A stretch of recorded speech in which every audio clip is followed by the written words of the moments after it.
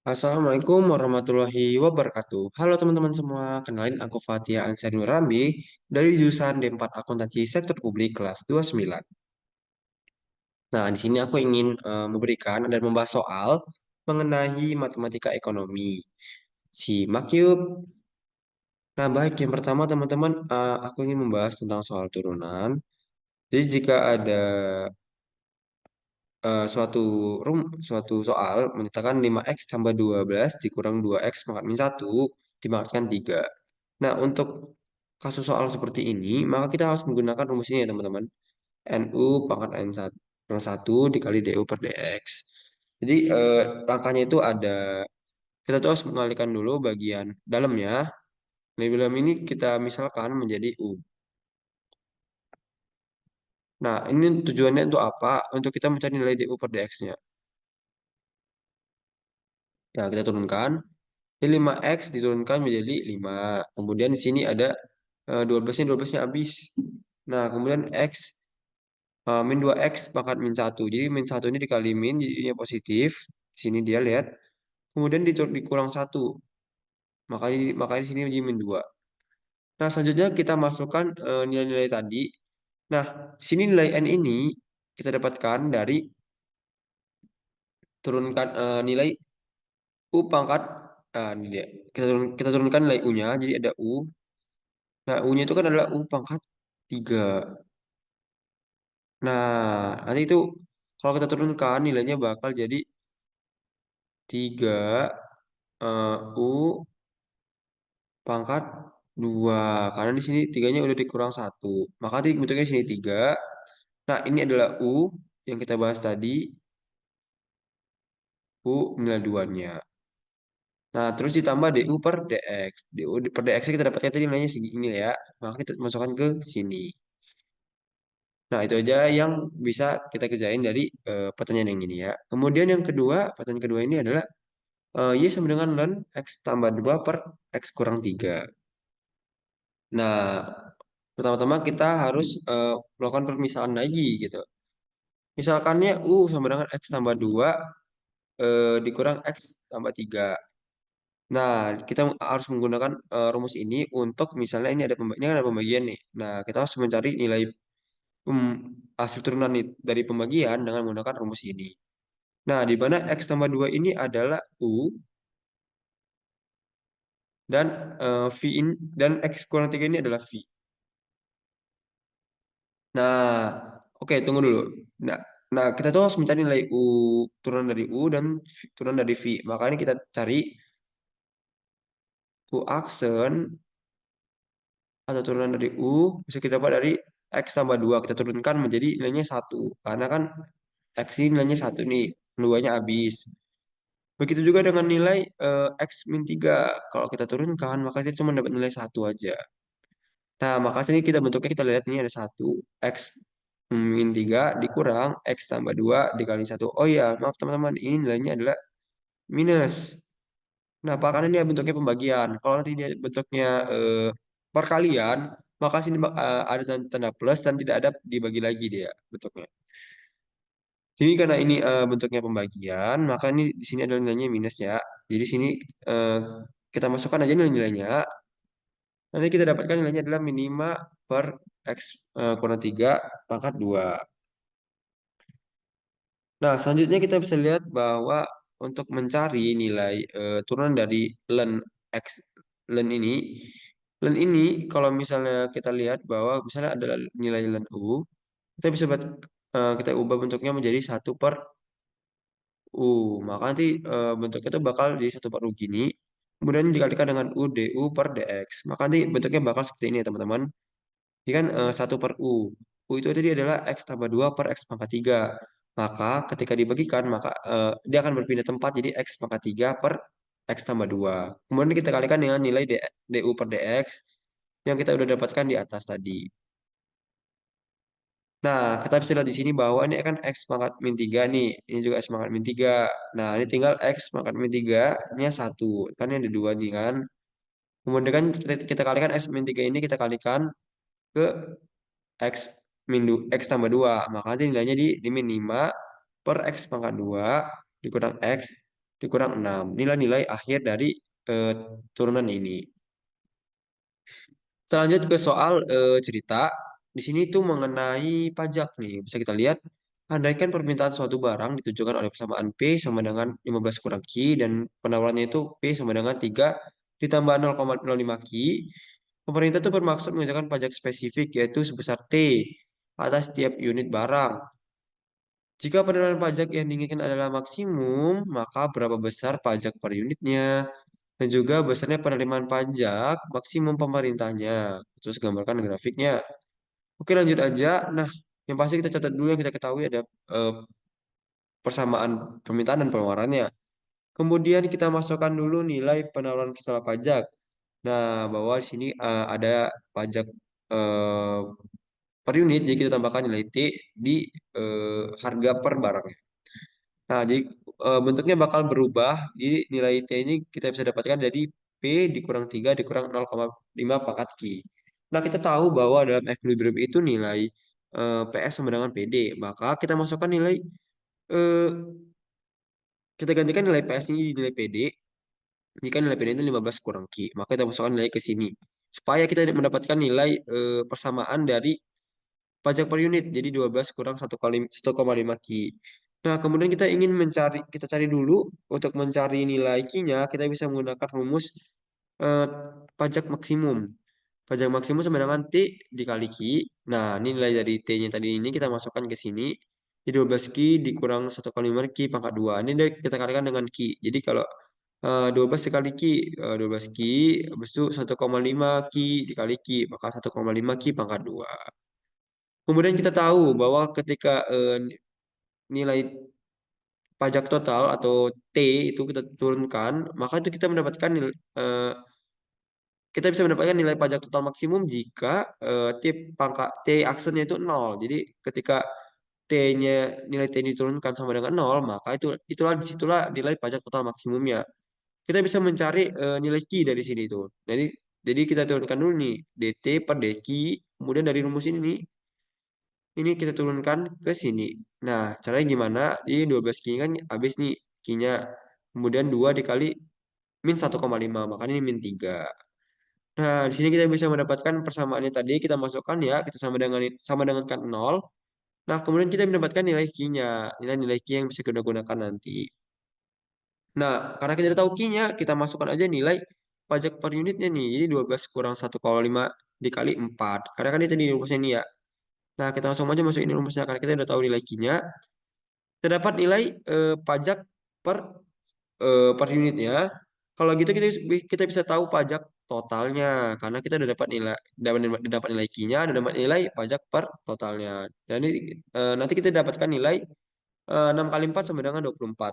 Nah, teman-teman kalau misalnya kita ingin melihat harga penawaran setelah pajak, kita bisa masukkan nilai yang tadi, yang T tadi ini kita masukkan 6, maka nanti persamaan penawaran itu berubah menjadi 9 tambah 0,5 Ki.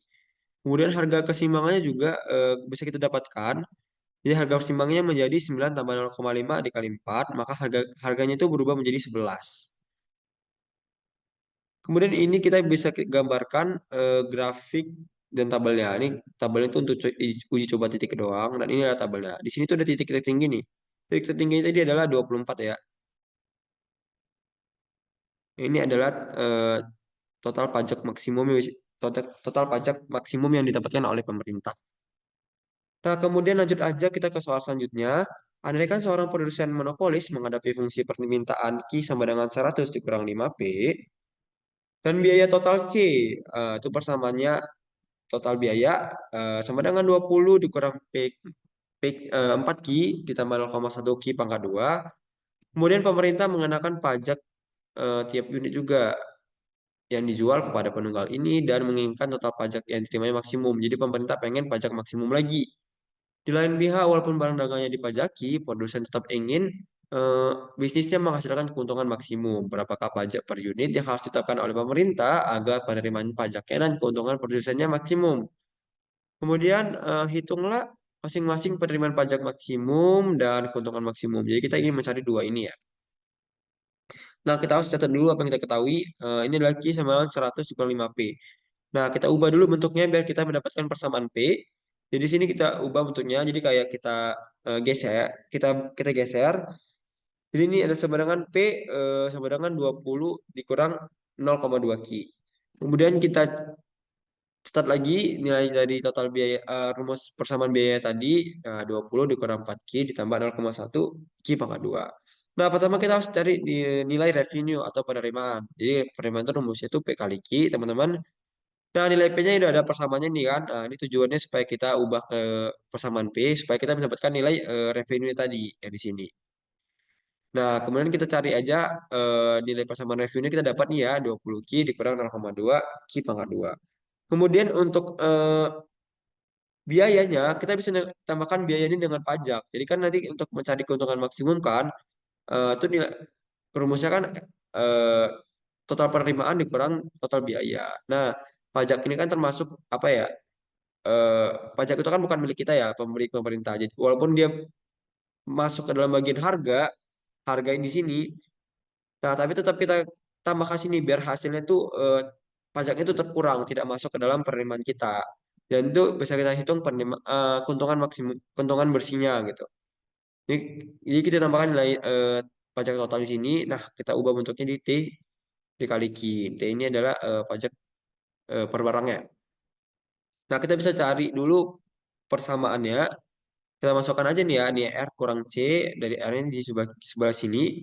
Kemudian C di sebelah, kemudian C-nya ada ini ya, nilai ini tadi. Nah, kita dapatkan nilai persamaan keuntungannya itu adalah min 0,3 Ki pangkat 2 ditambah 24 Ki dikurang T Ki dikurang 20. Nah, teman-teman untuk mencari keuntungan maksimum, kita bisa menurunkan nilai persamaan dari del nilai Pi ini ya, supaya mendapatkan keuntungan maksimum itu. Jadi disamakan dengan 0 juga. Nah, ini itu tujuannya itu untuk apa? Kita ingin mencari nilai Q-nya dulu nih. Nah, delta Pi per delta Q sama dengan 0,6 Q ditambah 24 dikurang T. Jadi kan ini kan tadi 2, 2 dikali 0,3. Jadi 0,6. Ini kan udah habis. Ini kita habis coret Q-nya. Ini juga habis. Jadi tinggal persamaan ini aja. Kemudian kita sama dengankan 0. Sehingga kita mendapatkan persamaan Q-nya. Nah, teman-teman, selanjutnya kita ingin mencari berapa sih pajak per unitnya? Nah, itu bisa kita gunakan dengan nilai T sama dengan T kali Q. Kita dapatkan sini kan nih nilai tadi Q-nya kan tadi ini ya, yang sebelah sini. Nah, kita masukkan aja ke sini nih nilai Q-nya. Jadi kan dikali T lagi ya. Sehingga kita mendapatkan nilai total pajaknya itu dengan persamaan ini.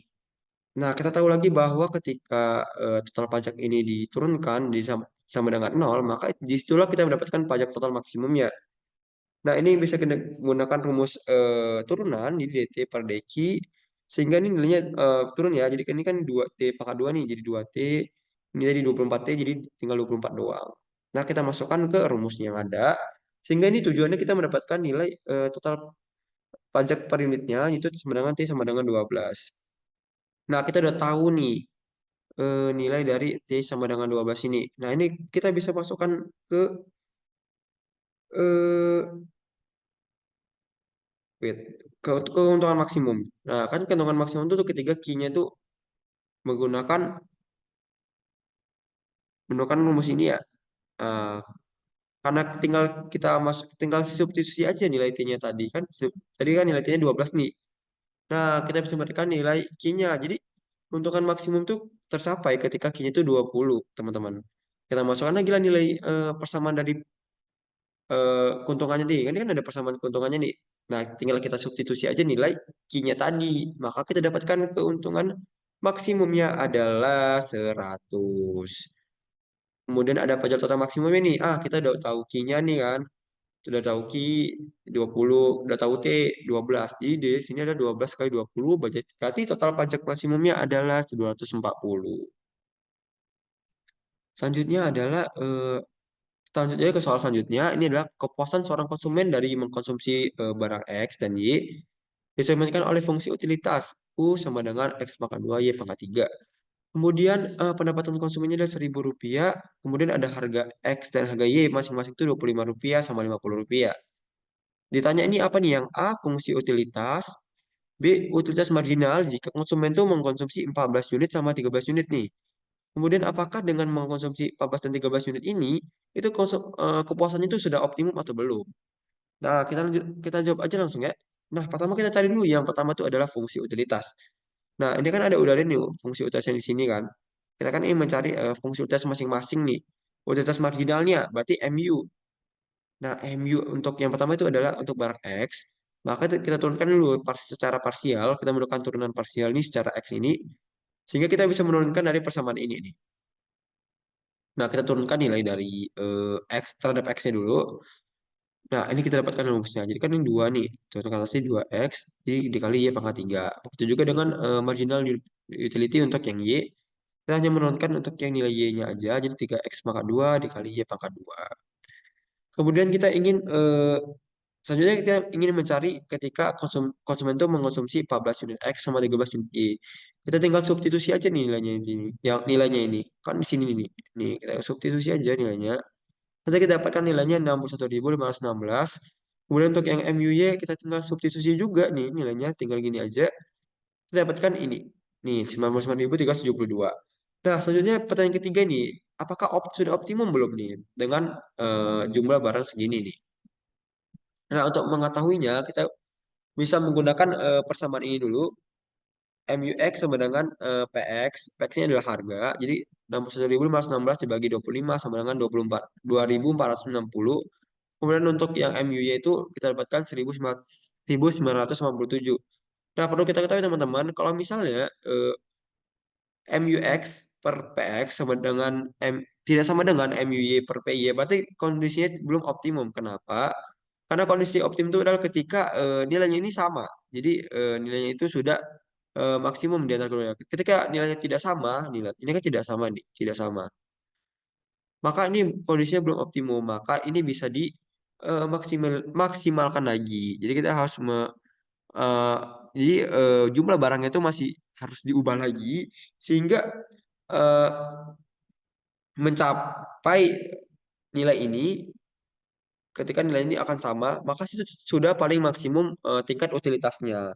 Ketika yang ini, ketika masih X sama dengan 14 dan Y sama 13, maka masih bisa lagi ditingkatkan lagi untuk utilitasnya. Berarti ini masih belum kondisi yang optimum ya. Kemudian yang selanjutnya ya, pertanyaan selanjutnya itu tentang surplus produsen dan konsumen. Nah, di sini ada permintaan dan penawaran permintaan. Penawaran itu adalah Q min 30 tambah 5P. Kemudian ada permintaan itu Q sama dengan 60 kurang 4P. Kita catat dulu, oke. Kemudian, nah yang pertama kita cari dulu keseimbangan ya. Nah, keseimbangannya itu adalah Q E sama dengan Q D.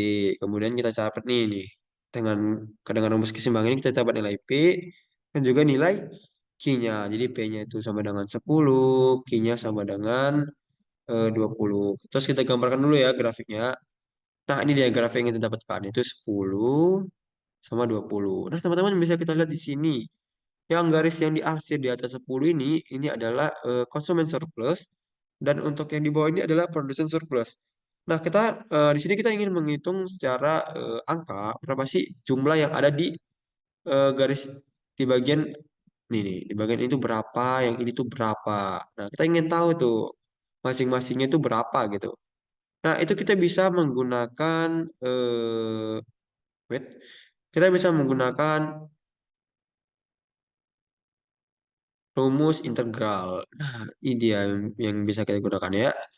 Nah, ini adalah yang pertama itu ada untuk yang pertama itu adalah surplus konsumen. Jadi nilai ini nih, yang ini. Nih, yang gede ini adalah yang untuk ini dari sini nih, di ke sini. Nah, itu adalah nilai yang ini ya. Nah, ini kenapa 15 kurang 0,25 Ki? Ini adalah perubahan dari persamaannya tadi. Ini adalah P. Oh ya, ini masih yang apa ya? Yang permintaan ya? Berarti yang ini yang bawah. Nah, ini kalau diubah ini jadi 15 dikurang 0,25 Ki. Nah, ini boleh dicek ya teman-teman. Diubah ruasnya. Nah, Nih ya, ini kalau kita menggunakan jadi 3D ditambah 4P, kemudian di untuk mencari nilai P-nya ini kita bagikan dengan 4. Makanya ini kan nih 60-nya bagi 4, 15. Terus QID itu dibagi 4. Jadi kan 0,25. Di sini kita masukkan nilainya ke sini dengan menggunakan rumus integral. Ini dari 0 ke 20. Ini kan nih ya 0 ke 20. Ini kan ya kelihatan di sini rumusnya dengan batasnya di sini. Ini dia batasnya ini. Kan ini rule dari permintaan nih. Ini dia batasnya. Ini dia 15 kurang 0,25 Ki. Kemudian ada Ki P 20 10 karena kan kita mau mencari surplus konsumen nih. Nah, surplus konsumen itu yang atas ini nih, yang di arsir ini. Makanya kita perlu kalikan dari 20 dikali 10. Kenapa? Karena kita ingin mengurangi dengan yang ini. Nih. Nah, kan kelihatan nggak ya? Jadi kan ada yang bentuknya gini nih. Nah, kita kurang nih bentuknya sama yang peta. Biar kita dapat yang segi 3. Nah, gitu dia. Ini yang dimaksud nih. Kenapa kita ingin mencari menggunakan rumus ini? Karena kita ingin mencari bagian yang atasnya aja. Ini kan kita mau kurangin nih. Nah, terus kita masukkan nih nilainya nih ya. Nah, di sini kita lihat bahwa yang pertama itu dalam rumus ini tuh biasanya kita integralkan dulu nih. Kan 15 ini kita integralkan jadi ada 15 Ki. Kemudian nih ini kita integralkan kembali. Jadi ini adalah Ki pangkat 2. Terus di bawah ini dibagi 2 nih. 0,25 dibagi 2. Jadi 0,1,25. Jadi bentuknya jadi 0,1,5 Ki pangkat 2. Kemudian kita masukkan nilainya ya. Pertama 20. Jadi 20 dikali 15 300. 20 kali 15 itu 15 kali 20 300. Ini dia ya 300 benar gua. Ini 20 pangkat 2 ini 400. 400 dikali 0,125 itu dapatnya 50 ya teman-teman. Kemudian 0 kita masukkan ini 0 di 0 di 0 di 0 di sini 0 jadinya. Kemudian sini kan 20 kali 10 kan jadi hasil 200 ya. Maka kita dapatkan konsumen surplus itu adalah 50. Ini kan 300 kurang 50, 250. 250 kurang 200, 250. Maka ini yang di asis ini berarti nilainya 50. Ini 50 berarti nilainya. Nah, selanjutnya kita ingin mencari produsen surplus. Oke, bentar kita hapus dulu ya, bentar. Nah, itu juga mirip dengan konsumen surplus, cuman bedanya rumusnya aja. Nah, di konsumen surplus itu kita menggunakan rumus ini. Jadi kan ini kan kita pakai logika aja ya. Nah, ini kan 20 kali 10 kan yang ini nih. Kita kan ingin mencari yang bawah ini, yang bawah. Nah, 20 kali 10 itu adalah yang ini. Nih, yang petak. Nih. Terus ada yang ini nih. Nih dia. Nah, ini tuh kita dapatin dari mana? Nah, itu yang mana ya? Yang ini dia, yang ini. Yang ini. Ah, yang ini. Jadi kan kita ingin menguranginya itu dengan ini nih. Bentuknya mana? Oke. Nah, tujuannya itu kita ingin mendapatkan yang bagian ini. Nah, ini dia. Nah, jadi ini kan 6 ditambah 0,2 ini, itu hasilnya dari sini nih. Dari yang ini tadi. Nih. Jadi itu kita ubah dulu bentuknya.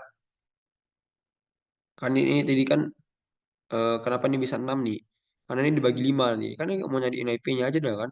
Mau nyari nilai P-nya doang. Jadi kan ini dibagi 5. Nanti itu bentuknya bakal jadi 6 nih.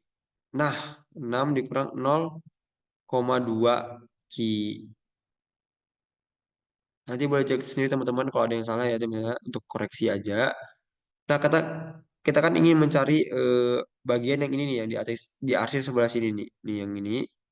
Nah, kita menggunakan kita hitung dulu nilai 2. Kita bisa menggunakan pengurangan dari yang gede ini kan yang ini nih. Yang ini itu kan 20 sama 10. Maka kita kalikan 20 kali 10. Kemudian yang kedua itu adalah menggunakan batas dari QS tadi kan. QS ini kan ini rumus ini ada 6 tambah 0,2 Ki. Nah, itu batasnya kita buat dari 0 ke 20. Nah, kita langsung aja masukkan nilainya. Nah, di sini ada 200, 20 kali 10. Kemudian ini ada eh, kita integralkan dulu ya. Jadi 66 jadi 6 Q, 0,2 jadi 0,1 Q pangkat 2. Gimana caranya? Ini jadi pangkat 2. Kemudian kan 0,2 ini kita bagikan sama nilai 2. Nih, jadi 0,2 dibagi 2, 0,1. Nah, kita masuk aja nilainya ini kan 20 nih. 20 kali 6, 120. Kemudian ini 20 dipangkat 2, 400. 400 dikali 0,1, berarti 400 dibagi 10. Berarti dia nilainya 40. Kemudian ini ada 0. 0 kan kita masukkan ini 0, ini masukkan ini 0. Jadi ini tetap 0 ya. Kemudian kita dapat nih ya, persen surplusnya adalah 250 dikurang 160. Jadi hasilnya adalah 40. Jadi penggunaan dari integral dalam mencari konsumen surplus inilah bentuk dari realisasinya. Mungkin itu aja yang bisa aku sampaikan dalam dalam video kali ini. Terima kasih yang udah buat nonton video ini. Semoga bermanfaat bagi teman-teman semua. Baik, sampai jumpa lagi di video selanjutnya. Wassalamualaikum warahmatullahi wabarakatuh.